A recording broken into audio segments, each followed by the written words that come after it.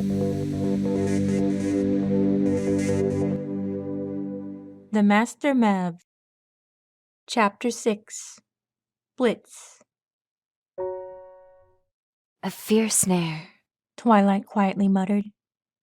Everyone expected to be in the pack, and Spike sat in their respective seats of the throne room. Starlight stood between Twilight and Applejack, since she had no designated seat. It was Monday after school and before sunset. Spike scribbled on a scroll to record everything Rainbow just told them about the ability in question. Did you name the Leviathan Dread? He was genuinely curious himself. Blitz. Rainbow answered simply. So is the fierce snare like a way for you to eat from kids since you can't eat their magic? An intrigued Pinkie Pie wondered. Rainbow rubbed the back of her neck with her front right hoof in contemplation. That's one way of looking at it. You seeing something else? Applejack asked. It's a trap. The Mev replied. I don't think it only happens with kids, though maybe they're more susceptible to it. Now that I know what it is and that it happens, I'll have more control. I'm sorry, Twilight. I didn't mean to scare them. I was trying to make sure they believed me. I assumed, since I wouldn't bite them, that they were safe from me. And they were safe. Fluttershy placed a gentle hoof on Rainbow's. You didn't lay a hoof or a feather or a fang on them.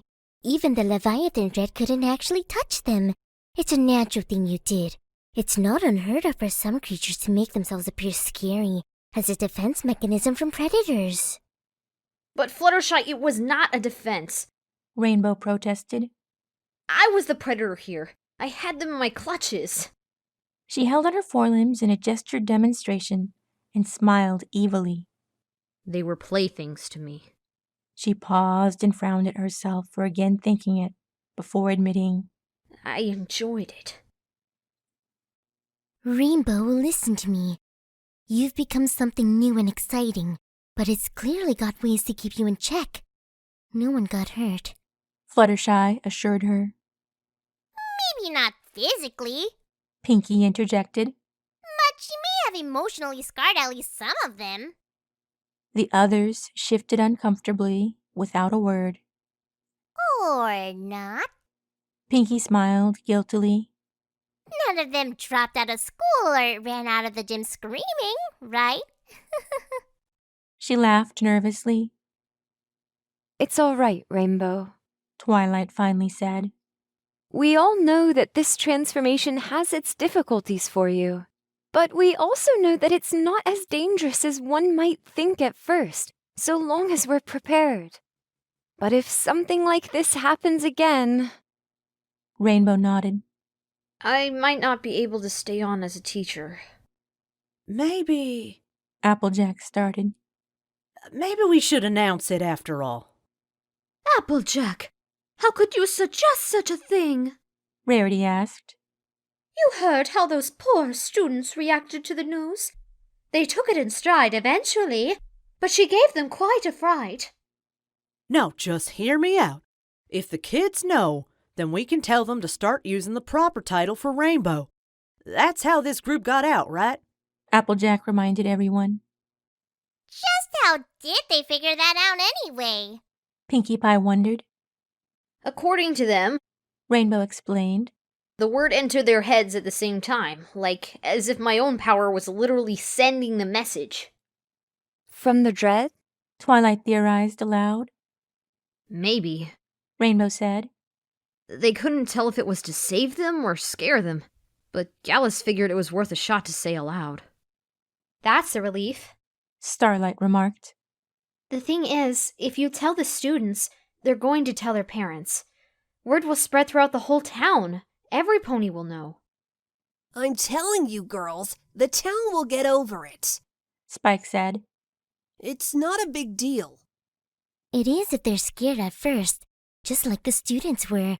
And Rainbow has some kind of reaction to that, especially now that we know she has an extended power like Blitz. Fluttershy pointed out. Oh, Spike realized. I didn't even think of that. What do you think about my idea, Rainbow? Applejack asked. I don't want to do it, if that's what you mean. Rainbow told her.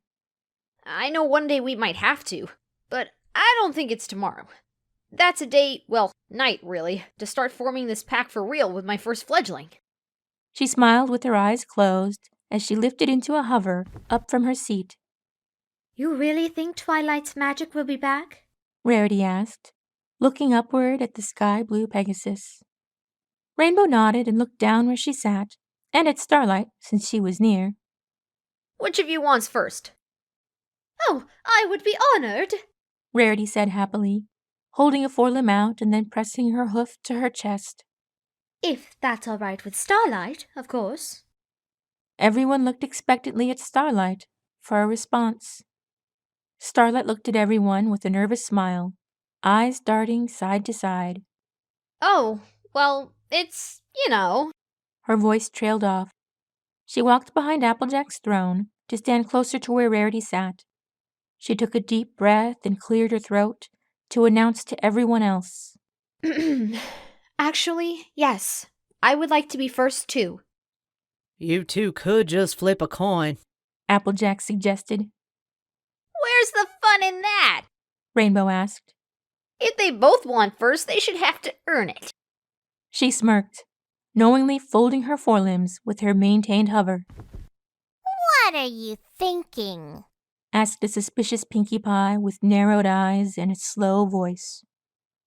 Masters do love a game of cat and mouse. I mean, I love games anyway, but my point is I have 2 mice right here. She gestured with her forelimbs to the 2 unicorns.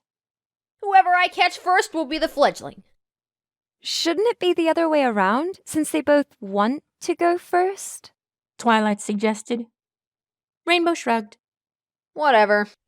I just want to hunt. What do my mice think? She glanced over with an inviting smile.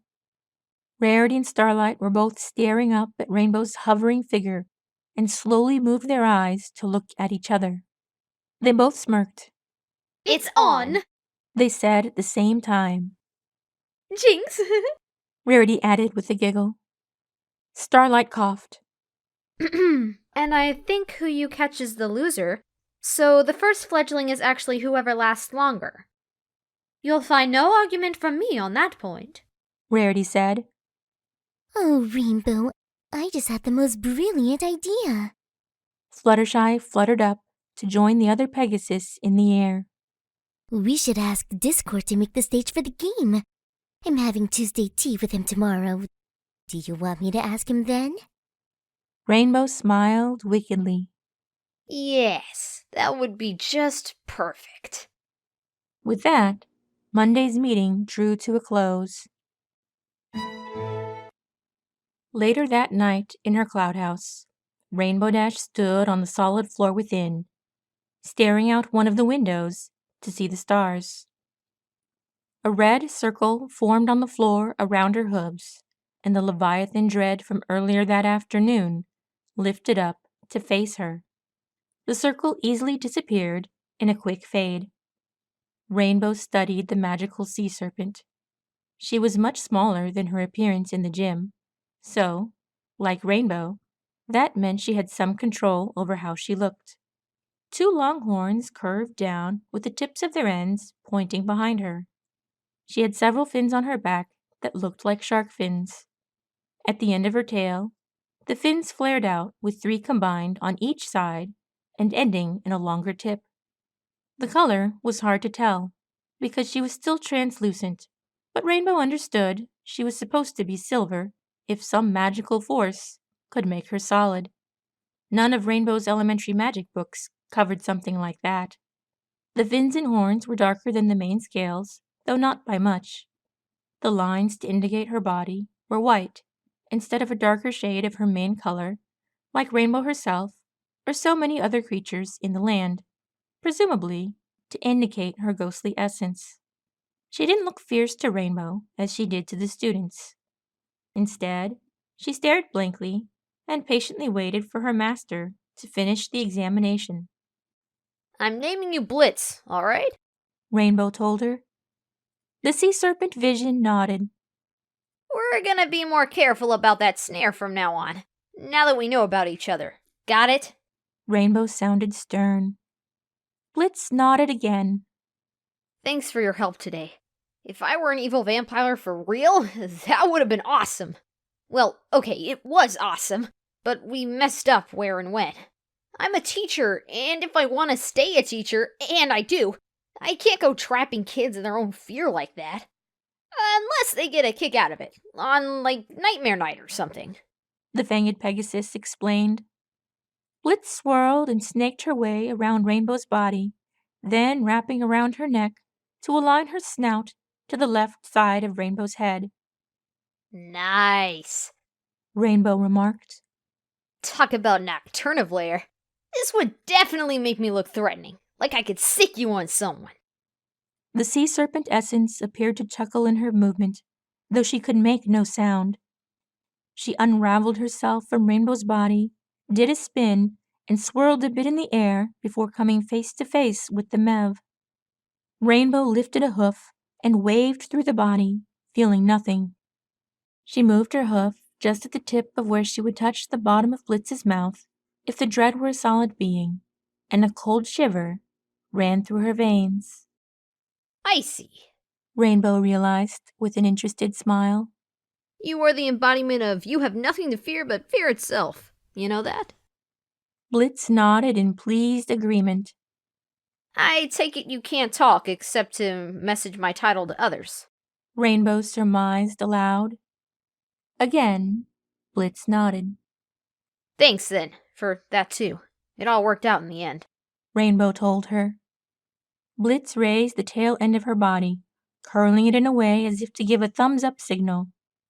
Come with me, Rainbow commanded.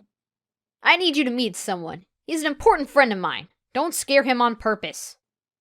Blitz nodded and followed along. They made their way to Tank's room.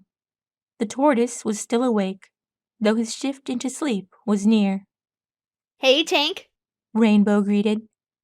He looked at her and his mouth hung open at the sight of Blitz. This is Blitz. Rainbow told him. Blitz, this is Tank. Blitz here is part of my new Master Mev powers. She's called a Leviathan Dread? Rainbow turned to ask Blitz for confirmation.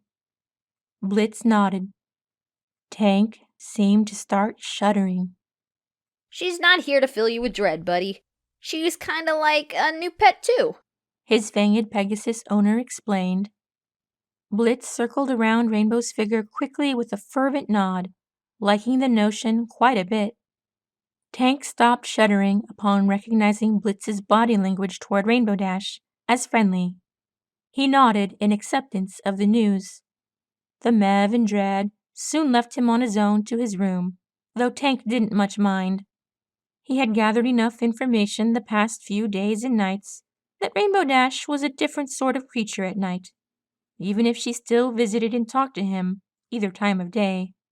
It would make perfect sense if he were like her daytime pet and Blitz were like her nighttime pet. Indeed, Rainbow enjoyed the rest of her night, not minding the presence of her unusual, ghostly snake companion one bit. She even chose to skip sleep altogether between her reading and a brief excursion to work out at the school gym.